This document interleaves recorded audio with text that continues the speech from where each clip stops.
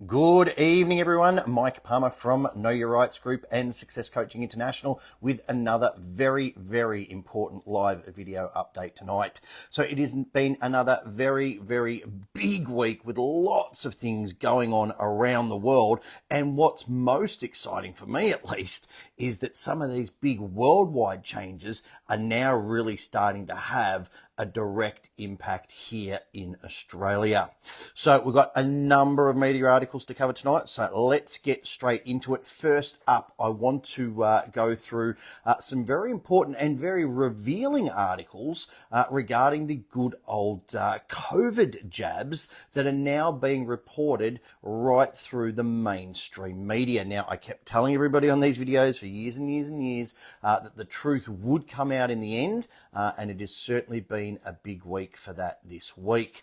So firstly, there was actually a study done by Yale University where scientists have, not surprisingly, now established a direct link between the COVID jabs and some distinct biological changes to people's bodies. So I urge you to go and have a look at this article for yourselves. As always, there's the title there. Yale scientists link COVID vaccines to alarming new syndrome causing distinct biological changes to body.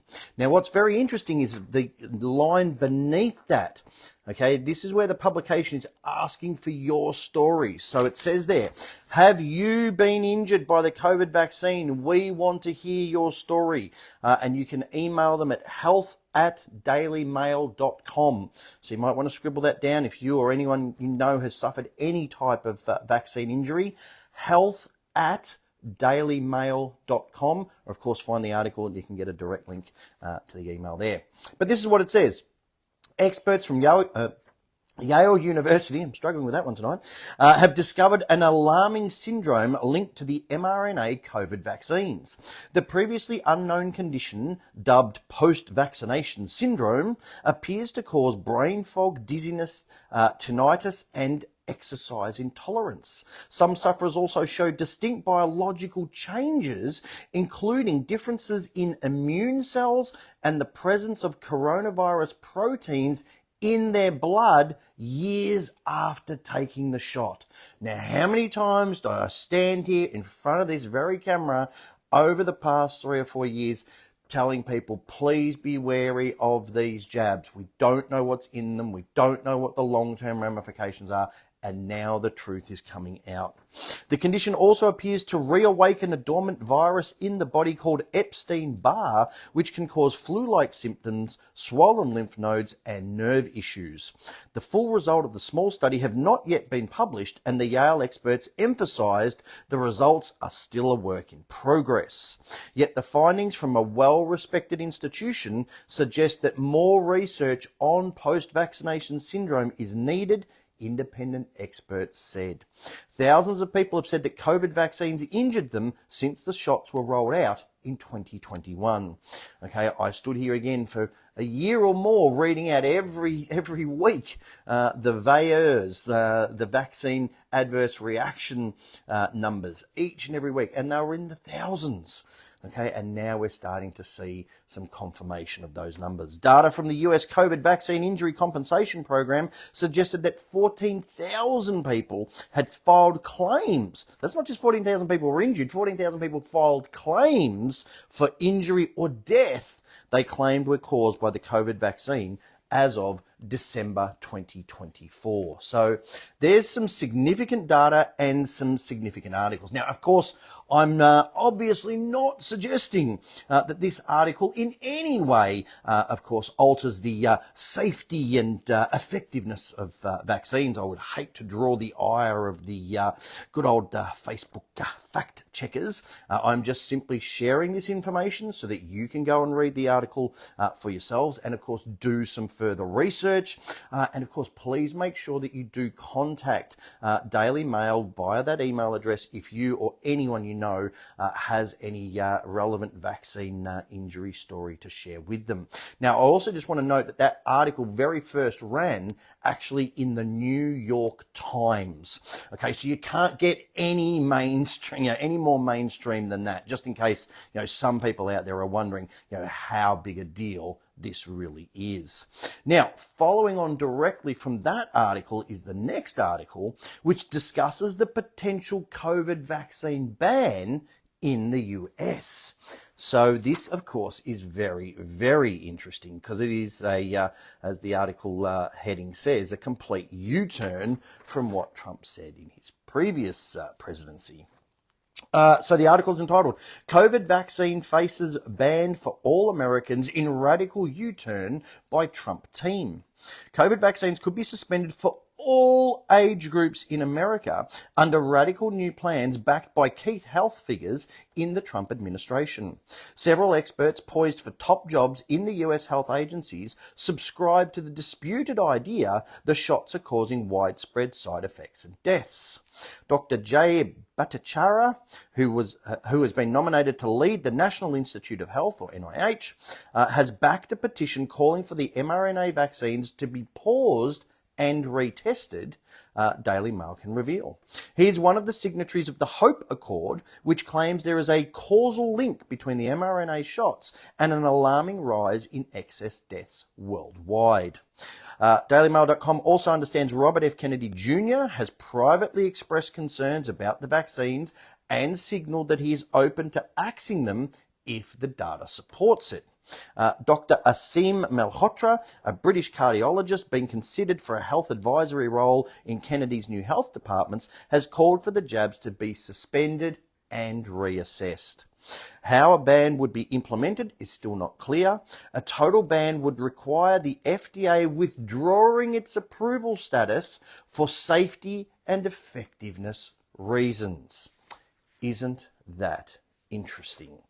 So, here we have world-renowned doctors who are coming out and saying that there is enough evidence, in their opinion, that warrants the pausing of vaccines and retesting. Now, again, I don't want to upset the good old fact checkers in any way, so I'll let you draw your own conclusion about those statements, but at least to me, they seem to be pretty significant. Now, this, of course, brings us to what I spoke about on last week's video, and that, of course, is the fact that Robert F. Kennedy Jr. Was just sworn in as the health secretary the very next day after I mentioned it on last week's video update. So here is that article here. And it raises a couple of interesting points. So the title to this particular one is God Sent Me President Trump, RFK Jr. sworn in as Secretary of Health and Human Services. Robert F. Kennedy Jr. was officially sworn in as leader of the nation's leading public health department in a ceremony at the White House Thursday. The newly minted Secretary of Health and Human Services, Kennedy has long been a vocal advocate for tackling rising rates of chronic illness in the country. For 20 years, he said Thursday, I'm up every morning on my knees and praying that God would put me in a position where I can end the childhood chronic disease epidemic in this country. God sent me, President Trump. Supreme Court Justice Neil Gorsuch, I'll come back to that, swore in Kennedy, who was joined in the Oval Office by his wife, Cheryl Hines, and other family members. Now, anybody who has been to our live events over the past 4 or 5 years will hopefully recall that name, Neil Gorsuch, and the important line that he quoted in his swearing-in ceremony, without respect to persons. Now, please, if you don't understand the significance of that statement, do be sure to get along to one of our upcoming live events. You'll find a link on the seminar page, or of course, we do have a full recording of that on our home study courses. You must get your head around that no respect to persons line. It is so important. So grab that. You'll find a link in the description or the comments if you don't have that yet. But it goes on. Now that he has been sworn into the position, Kennedy will oversee the Food and Drug Administration and the National Institutes of Health, among other agencies. President Donald Trump said Thursday he also plans to sign an executive order establishing the President's Commission to Make America Healthy Again, chaired by Kennedy. Kennedy said he is grateful for the promotion. As I've told you before, he said, addressing Trump, I genuinely believe that you are a pivotal historical figure and that you are going to transform this country. So it's certainly sounding like it at the moment. Now, I just want to very quickly read from RFK Jr.'s actual speech along with a related post that was put up, because I really want to make sure that this vitally important point hits home for everybody watching this video. So, very quickly, this is what it says. Robert F. Kennedy Jr.'s emotional speech as he receives his position of Health Minister USA. For 20 years, I've gotten up every morning on my knees and prayed that God would put me in a position where I could end the childhood chronic disease epidemic in this country. On August 23rd of last year, God sent me President Trump. He's now given me. He's kept every promise that he's made to me. He's kept his word on every account and gone way beyond it. I'm so grateful to you, Mr. President. A lot of people told me that I couldn't trust President Trump, that I'd better get it in writing. And we did a handshake, and everything he told me he was going to do, he has done. And I'm so grateful to him. I've told you before, I genuinely believe that you are a pivotal historical figure and you are going to transform this country. Who should be responsible for vaccine injury and death? Democratic politicians who mandate vaccines, pediatricians who administer vaccines, vaccine manufacturers, mainstream media who cover up vaccine injury and death, medical examiners who label vax deaths as SIDS. Having been called a liar by Anthony Fauci for stating that not one of the 72 vaccines mandated for children has ever been safety tested, and that's in pre-licensing placebo-controlled trials, RFK Jr. sued Fauci. After years of legal delays, Fauci's lawyers finally admitted that RFK Jr. was correct. There's no downstream liability, there's no front-end safety testing, and there's no marketing and advertising costs because the federal government is ordering 78 million school kids to take that vaccine every year. What better product could you have? And there was a gold rush to add all these new vaccines to the schedule, because if you got it onto that schedule, it's $1 billion a year for your company. So we got all these new vaccines, 72 shots, 16 vaccines. And that year, 1989, we saw an explosion in chronic disease in American children. ADHD, sleep disorders, language delays, ASD, autism, Tourette syndrome, tics, narcolepsy. Autism went from 1 in 10,000 in my generation to 1 in every 34 kids today. Oh, but we couldn't have known, they say. Really? It was never this easy to see through a psyop. Just look at the contradictions they fed you. First they said masks don't work, then they forced you to wear them everywhere, even alone in your car. They told you staying inside and avoiding the sun would keep you safe, even though vitamin D is essential for a strong immune system. They insisted that you had to get vaccinated so other vaccines would work, and people still got sick. They said the jab would stop transmission, then admitted it never did. They closed gyms, parks and beaches, but liquor stores and McDonald's were essential. They said your freedom was just 2 weeks away, then dragged it out for years. They fired nurses for refusing the shot, then called it a crisis when hospitals with dancing nurses were understaffed. They pushed lockdowns to save lives while countless businesses collapsed and mental health crisis skyrocketed. They told you that the virus respected restaurant etiquette, harmless while you ate, but the second you stood up, it turned lethal. They made you follow arrows in supermarkets as if the virus only targeted those walking in the wrong direction. You didn't have to be a genius to see through it. You just had to think for yourself. It was never this easy to leave the matrix, and yet most people still chose to stay plugged in. So this is such a powerful message, and I really hope that people pause for a moment and really remember what went on the last 4 or 5 years with the insanity of COVID and lockdowns and jabs and all the rest of it. And please ensure that you, your family, your co-workers, your loved ones, and everybody that you know, make sure that they do not ever, ever fall for anything like that, ever, ever again.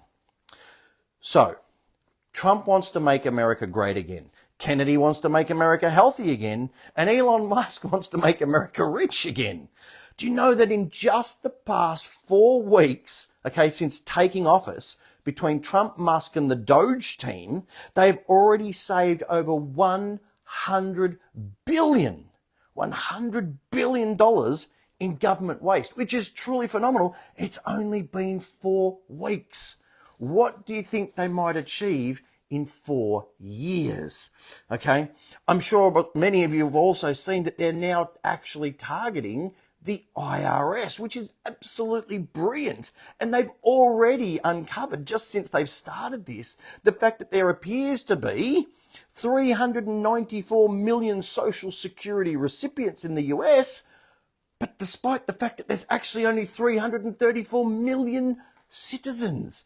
How does that work exactly?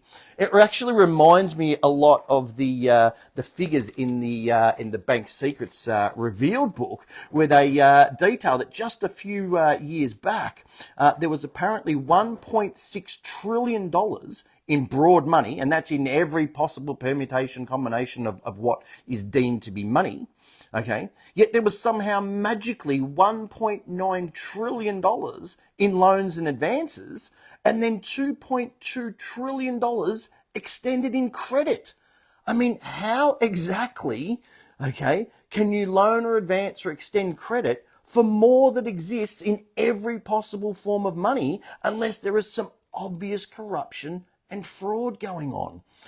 Now, of course, once you understand that, you read those figures, you get your head around it. How can anyone who is requesting you to pay back one of those loans prove that the money that they want you to pay back isn't part of those missing funds between the 1.6 trillion and the 2.2 trillion that they've actually loaned out, and therefore clearly part of the fraud? Okay, please, if you want to find out more about that, the actual links to the figures, how you can download the figures and understand them for yourselves, please grab that Bank Secrets book. It is truly fascinating reading.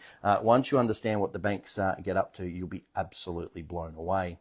Now, much like, you know, the age breakdowns of the Social Security recipients in the US, where apparently 20 million recipients were over the age of 100, and 1.5 million of those were supposedly over the age of 150.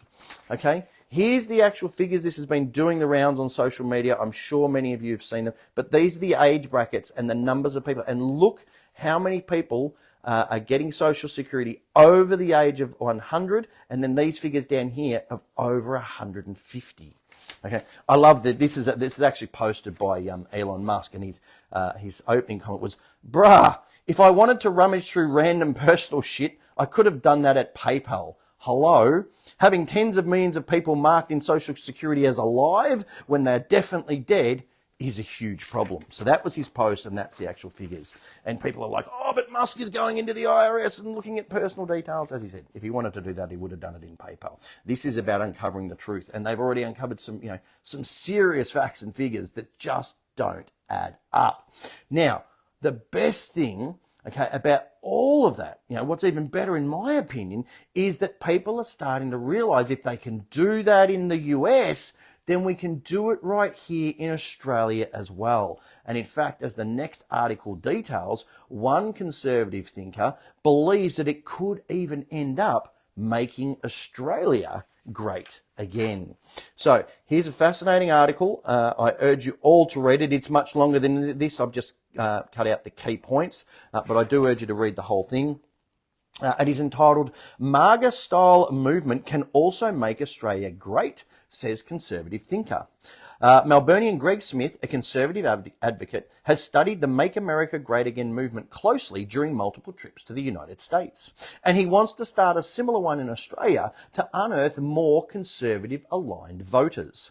He would like to model it on Charlie Kirk's successful Trump Point USA brand, which empowers young people to promote the principles of free markets and limited government control. What a brilliant idea. Smith is aiming to push for Australia First style of politics at universities and speaking engagements all around the country. He wants to do it because he's worried about Australia's skyrocketing inflation, unsustainable immigration numbers and a continual increase in violent crimes year on year in recent years. And it was promises to swiftly rectify these exact issues in the United States that made President Donald Trump's campaign so popular. Kirk's social media videos where he debates conservative values with young adult university students have become highly popular on social media. I urge you to go and watch them. Trump acknowledged that his work with the younger generation was a massive factor in him winning last year's US election. So this makes a lot of sense to me. Okay, it's great to see, firstly, that someone here in Australia, okay, is trying to bring in, similar change. And again, that approach of connecting with that younger generation really makes a lot of sense. At the end of every live event we do, we're always asked this very same question: who wishes they had all this information they learnt it, 10, 20, 30 years ago? And every single person, puts up their hand. Okay, so why not share this information around to younger people as much as you possibly can right now, so that they don't have to wait till they're in their 30s, 40s and 50s before they learn it. I genuinely believe that as a group, the Know Your Rights group, over the last 10 years worth of radio shows, 10 years or so worth of live events, last 5 years worth of these video updates, where we've covered everything from fines to COVID to the cashless society push and everything in between, that we've proven that we do in fact know what we're talking about. So as always, I do urge you to please share these videos around with as many different groups, on as many different social media platforms as you can, especially those that target the younger generation. We're already doing some new work on things like Instagram and TikTok ourselves, but anything extra anyone else out there can help us with is much appreciated. And let's get our younger generation thinking differently, asking questions, and most importantly, learning the truth as early and as young as possible. Now, thankfully, as I said before, it does seem like the message is already starting to hit home here in Australia in a number of different ways. And firstly, we've just seen recently that the Macquarie Bank has followed the US lead and actually exited the ridiculous, pointless, and of course completely unachievable net zero banking alliance. So this again is another very, very important media article that I urge people to read. So it says Australian bank follows US banks in exiting net zero banking alliance. Macquarie Bank has become the first Australian bank to follow its counterparts in the United States and withdraw from a coalition designed to coordinate them on their net zero emissions targets. Earlier this year, the 6 big American banks, JP Morgan Chase, Goldman Sachs, Wells Fargo, Citi, Bank of America and Morgan Stanley, announced they were moving away from the Net Zero Banking Alliance. Their moves came off the back of a letter they received from a group of state attorney generals raising legal concerns about the banks working together to restrict finance. Another factor playing out in net zero targets is the return of US President Donald Trump, who promptly removed America's signature from the Paris Agreement when he was inaugurated. In Australia, there's also been pressure on the banks to withdraw from the alliance, with coalition MPs recently calling on Australian banks to follow. Commonwealth, National Australia Bank, Westpac, ANZ and Bank of Queensland are still signed onto the alliance, along with European-based agricultural bank Rabobank.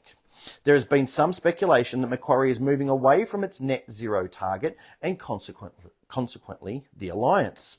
In making the announcement the bank was withdrawing this week, the company said while it invested a lot in renewable energy and other climate solutions, it recognised the need for carbon-intensive industries. We also believe that the transition must be managed, orderly and just, which is why we have continued to support carbon-intensive industries to reduce their emissions and continue to work with oil and gas companies in recognition that much of the world will depend on carbon-intensive industries for a period as mitigation solutions are implemented, the company said. So again, I urge you, please read between the lines, okay? Understand what they're saying. I've said this a million times before. Follow the money. Okay, always follow the money. So if a huge bank like Macquarie Bank, which remember owns Redflex Holdings, which of course controls all the speed cameras, okay, if they are moving away from net zero and publicly acknowledging the importance of these carbon intensive industries, you can again draw your own conclusions very easily in regards to what the future holds for this whole green agenda. Now, on the back of that, right here in Victoria, just today, there was another very promising article which came out regarding the Victorian government seemingly creating their own version of DOGE and talking about slashing thousands of public service jobs to curb the extraordinary amount wasted on public service salaries. So again, this is a fascinating article, and hopefully if they're doing it in Victoria, they will follow suit in other states and territories. This one is entitled Victoria to Slash 3,000 Public Service Jobs. The heavily indebted Allen government is set to cut up to 3,000 public service jobs after announcing a snap review into the sector as it looks to rein in billions of dollars in spending before the state budget. Premier Jacinta Allen and Treasurer Jacqueline Symes on Thursday said Helen Silver, a former Secretary of the Department of Premier and Cabinet, who is currently Deputy Chair of the Victorian Managed Insurance Authority, would head the review, which will report back on June 30. Symes said she expected several billion dollars of savings would be found, with the aim being to reduce the public sector workforce to pre-pandemic levels. That would mean about 5 to 6% of staff, or between 2,000 and 3,000 jobs, being made redundant. Now, I went through the figures of how many public sector jobs we have here in Australia compared to the US, and the numbers are horrendous. We are so overweighted to government jobs here. It is a joke. She said the review, which was announced immediately after the Herald Sun reported that up to 6,500 public sector jobs could be cut before the budget, would not include frontline workers such as teachers, police officers and health workers, or integrity agencies. Capital expenditure will also be excluded from the review, meaning the $10.2 billion Westgate Tunnel and the $100 billion suburban rail loop will not be assessed. I wonder why. Maybe because they just came out today and said that all the Mikey machines in the tunnel are all going to have to be removed because they can't accept contactless payments all of a sudden. I mean, what a joke. What a complete and utter waste. But oh no, we don't want to look over there. How convenient.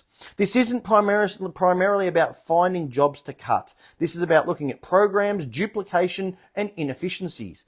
How about the people running the major projects in Victoria? There's your number one inefficiency. There will be vacancies that you don't fill and can redirect to other areas, Symes said. This is about ensuring a laser-like focus into Victorian taxpayer dollars going to programs and frontline delivery of services. We're looking to consolidate, eliminate and refocus areas that are not delivering the highest priority. There will be some difficult decisions. Well, I certainly hope so. But of course, there are people already arcing up saying, oh, we're going to fight this. Independent economist Saul Eslake, who last year conducted a detailed audit of the state of Victoria's finances, said this sort of thing needs to happen, but should have happened a lot sooner. You think? Thank you, Captain Obvious. It should have happened as soon as it was clear the pandemic was over. Again, you think? First person whose salary should have been cut is Dictator Dan's. Community Public Sector Union Victoria Secretary Karen Batt said, we'll fight it. Good on you, Karen. The state public service was bone bare after returning $5 billion in savings over the past 3 budgets, she said.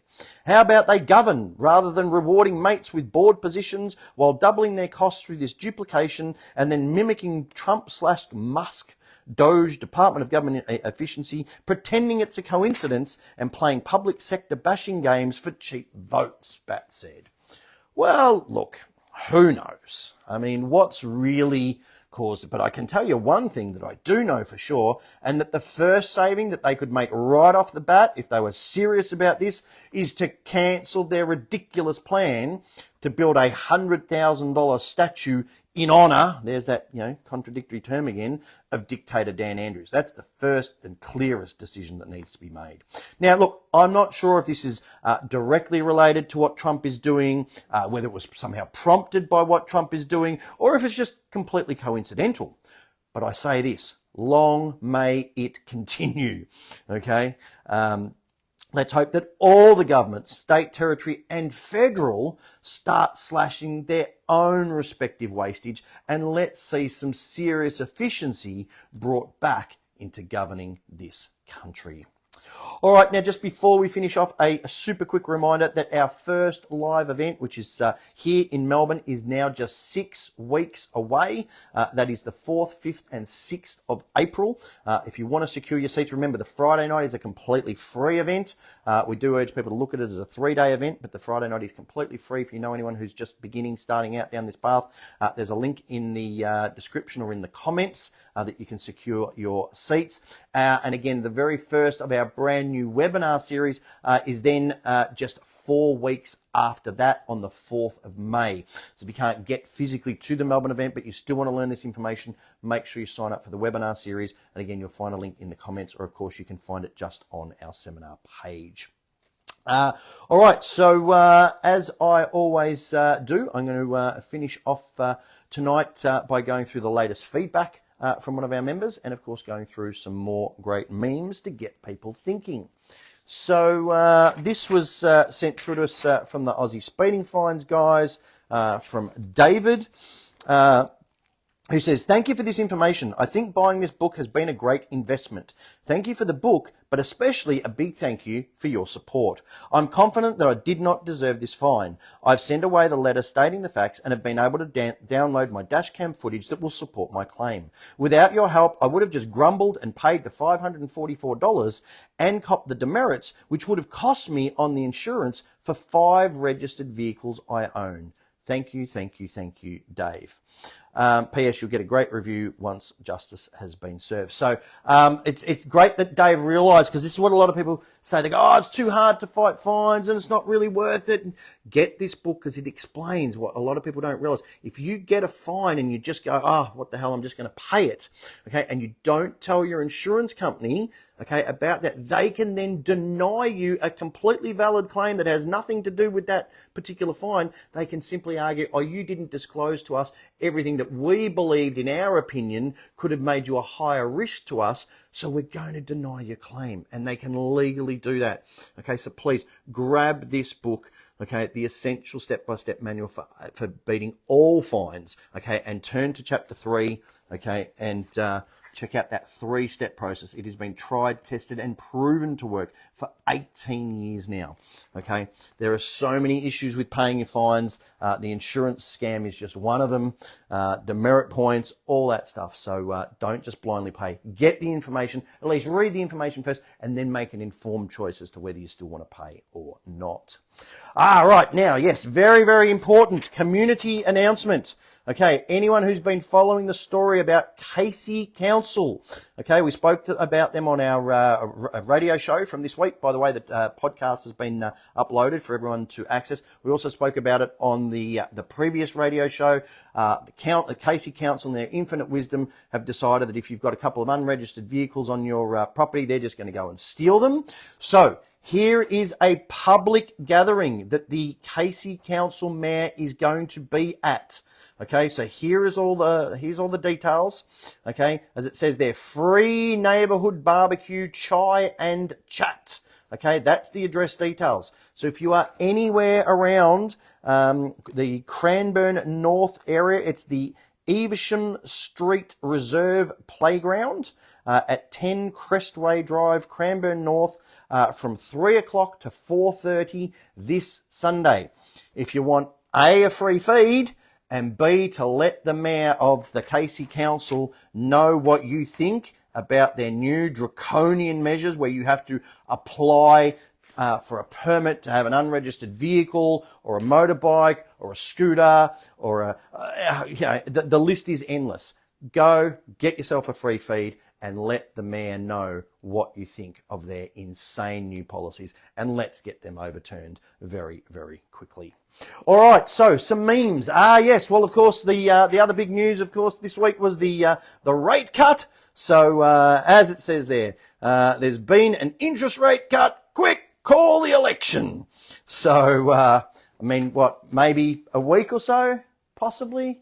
Let's see. But I dare say they're not going to leave it very long unless they're planning to do another rate cut next month and call it straight after that and say, look how wonderful we are. We've caused 2 rate cuts. Aren't we great? You should vote for us. Not under any circumstances at all ever vote for Labor. But keep that one in mind.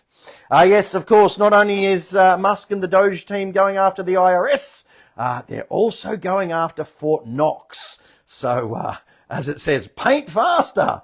DOGE is almost here. So that will be very interesting. There was talk of them live streaming the walkthrough at Fort Knox just to see how much gold is actually there. So that could be another interesting story. Watch this space. Yes, another one.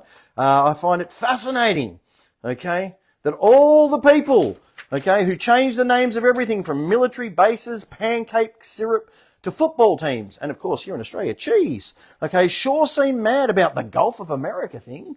They were happy to change the names when it suited them, but all of a sudden, no. Yes, and I'm going to leave you with this one. That's it's a good laugh. Good old Elon Scissorhands. There will be cuts. Let's hope he keeps slashing away, cutting away more wastage, and let's hope that more of that flows right down to us here in Australia as well.